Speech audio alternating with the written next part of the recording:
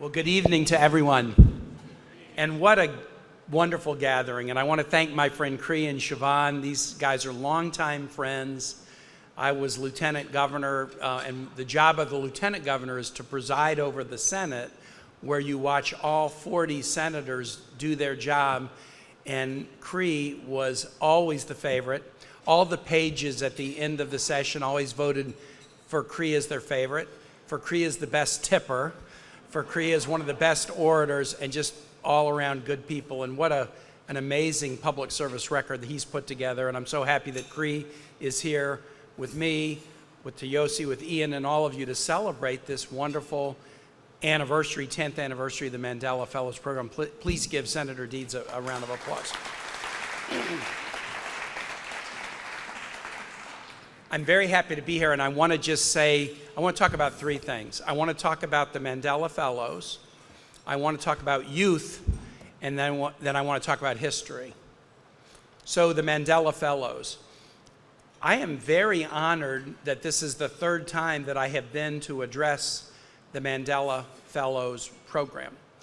I spoke at the opening event of the Mandela Fellows when a young Tayosi was in the first row in the first class of the Mandela Fellows here at the University of Virginia in 2014, and that was at Morven.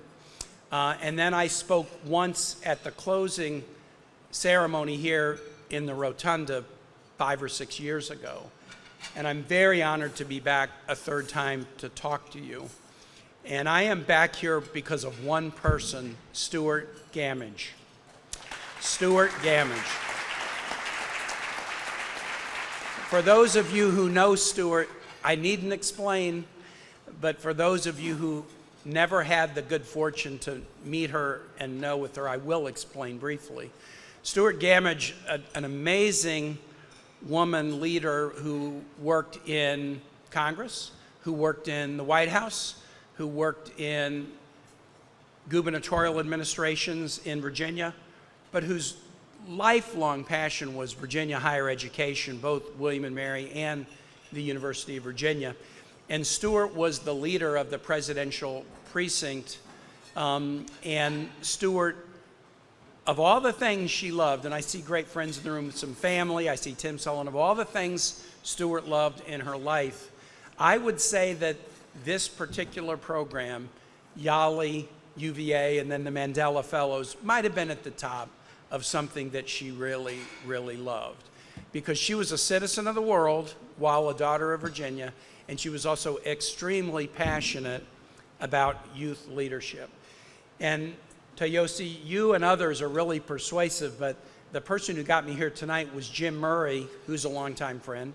And when Jim called and asked, I was like, well, you know, it's a campaign year and I'm busy and I really like this, but you know, maybe I should do it next year. And he said, I'm calling on behalf of Stuart. I had been at Stuart's funeral, and Jim knew the magic word. If he said he was calling on behalf of Stuart, there was only one answer, which was the only answer Stuart would accept, and that answer is yes.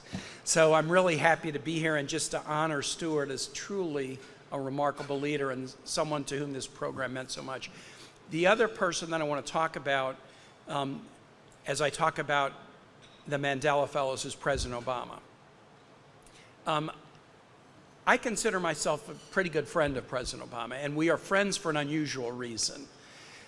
When he was a senator running, well, even before he was running for president, he was a senator, he would introduce himself as, my mother is from Kansas and my father is from Kenya. And the first time I met him, I said, hey, where in Kansas is your mother from? El Dorado.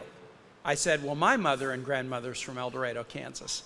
And that formed a friendship immediately because there's only 5 people in American politics who know where El Dorado, Kansas is. That was in 2004. I became part of the original nucleus of the Obama for President campaign in October of 2006, months before he declared that he would run for office, and worked very closely with him on that campaign and then when he was president. We worked on some pretty important things to Virginia. For example, I helped convince him to make Fort Monroe a national park. The Virginia history is Fort Monroe is the place where English landed in 1607 as they came eventually to move upriver and find Jamestown. But it was also the place in 1619 where the first Africans came into English North America. They were African. Their legal status was question mark. They had been captured by the Portuguese, then English raided the ships and took that cargo and then sold the cargo of the 20 and odd Africans at Fort Monroe in 1619. But they were human beings coming into a place where there was no slavery. There was no slavery in English law, statutory or common law, and there was no slavery in the charter of the Virginia Company. They came into a place where legally they were human beings, but legally they were question marks. And the history of Virginia was, over the next decades, their question mark status hardened into a status where by the early 1660s they were enslaved, and Virginia was the legislative architect of what became American slavery. I convinced President Obama to make Fort Monroe a national park because the Fort Monroe story is not just about slavery, it's also about the end of slavery. When the Civil War broke out in April of 1861, within just a couple of weeks, some enslaved Africans in Confederate-controlled Norfolk rowed a boat over to Fort Monroe, which was under Union control, and turned themselves in and said, "We want to be free." And the head of that fort, Benjamin Butler, who became very famous later in the war, said, "You want to be free? What were you doing over on the other side of the water?" "We were building Confederate fortifications." "Okay, I'm going to keep you here rather than have you do that. You are contrabands of war." The emancipation of Africans began with self-emancipation before there was an Emancipation Proclamation 2 years later. And that contraband effort at Fort Monroe was thousands and then tens of thousands. And for that reason, President Obama, using a bill called the Antiquities Act, designated Fort Monroe as a national park at my urging and the urging of others. He was and remains very proud of that. He was and continues to be extremely proud of the Young African Leadership Initiative. I know how proud he is of this initiative. And the fact that it has gone since 2010 and since 2014 as the Mandela Fellows, and that nearly 7,000 individuals from Africa have gone through that program, is a continuing legacy of Barack Obama and the Obama administration. That as he thinks about a legacy, he is enormously proud of that. And I just wanted to pass that on to the fellows so that you will know an accomplished two-term president does many things. This particular program is something he's very, very proud of. Youth. It's a truism, and everyone knows it. Africa is the youngest continent on the planet Earth. 70% of sub-Saharan Africa is under age 30. Of the 35 youngest countries in the world, 32 are on the continent of Africa. The leaders who are selected here are not only young leaders, but as I interacted, Tracy, with many of them downstairs, clearly as they described what they are working on, what they're working on is youth empowerment. Again and again and again, that's what I heard about, youth empowerment. Let me tell you, using my own life story, why this is so important. I'm 66 years old. Here is my political formation. At age 5, I came home from kindergarten and my mother was crying in front of the TV. I'd never seen my mother cry before. When you see your parent cry for the first time, it makes an impression on you that you will never forget. She was crying because Mary Kathleen Kaine, a great Irish Catholic, was seeing the news about President John F. Kennedy having been assassinated. I was 5 years old. When I was 10 years old, I went out to pick up the newspaper on the driveway because I was the early riser in April of 1968, and I opened the paper, and there was the news that Martin Luther King had been assassinated. 2 months later, I went out to get the newspaper, and there was the news that Bobby Kennedy had been assassinated. A few years later, I was 16 years old, and a president of the United States had to resign in disgrace because of corruption.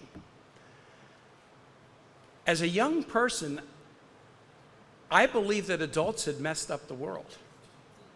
I mean, that was what I was seeing and experiencing, and it wasn't just that. It was also the Vietnam War, and it was also people getting fire hosed for marching for civil rights. And if you came of age at that time as a young person, it was hard not to have the feeling that the adults and the adult leadership was not up to the task. They were messing the world up. But thank God that was not the only thing I saw. I saw young people marching for civil rights in the South and helping attain civil rights victories. I saw young people marching against the Vietnam War and helping bring the Vietnam War to a close. I saw young people organize to change the voting age in this country constitutionally from 21 to 18. And so the lessons that I absorbed as a young person were the feeling of youth, which might be a very common feeling, that the adults have messed things up and aren't up to the task. That could be a common theme where every generation of youth look to the elders and wonder about that. But if and when young people engage, it gets better. When young people engaged in the civil rights movement, it got better. When they engaged in protesting against the Vietnam War, it got better. When they engaged in youth participation, it got better. And so to you leaders, young leaders of the youngest continent on the planet, the lesson that I draw from my life to this day is dissatisfaction with the status quo is okay. Thomas Edison said discontent is the first sign of progress. But the key to progress is youth engagement. When young people engage, things get better. When young people don't engage, things get worse. And so I'm an Americas expert. I was a missionary in Honduras. I'm chairman of the Americas subcommittee on the Foreign Relations Committee. The Americas has a massive youth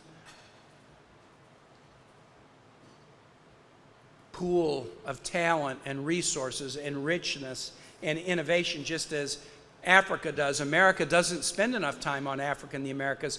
American presidents, vice presidents, and secretaries of state fly east-west around the globe, and they go to Europe, and they go to Asia, and they go to the Middle East. Not enough to Africa, not enough to the Americas. That's one of the reasons that President Obama is proud of the Yali Mandela Fellows program, because it's a way of redressing that short-sightedness and focusing on this young continent and what we can do to inspire youth. So for the work that you do in your own way as young leaders, but also most especially to inspire young leaders, I really just wanted to say Godspeed and thank you. And last, I'll say this about history.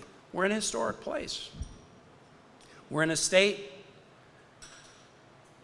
that has a lot of powerful history, some good, some bad, some ugly, some painful. Some of the pain also involves triumph over adversity. History is so complicated, so many mixed emotions. There may be no state that reveres history as much as Virginia. I'm going to tell a joke to the fellows that everybody in the room knows except you.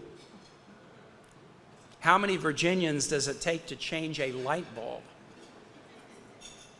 100. 1 to change the light bulb, and 99 to talk about how great the old light bulb was.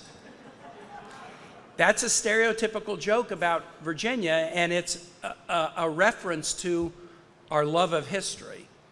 But the last thing I want to say to you is, don't revere history, make history. It's important to understand history. It's a foundation of experiences and collective memory that we can learn from and build upon. But sometimes we can get into revering history and not forget that what we need to do is make history. And the thing that I love about the make history is, make is forward looking, even though history kind of has a past looking thing. You're going to be history makers. I mean, I can already tell in talking to you downstairs that you've already done that, but you're going to be history makers, and you're going to be those that people will be writing about in generations to come. And what an honor it is for the University of Virginia, for the Commonwealth of Virginia, to be able to be a small part, but a sincere and enthusiastic part of the history that you will make. Thank you.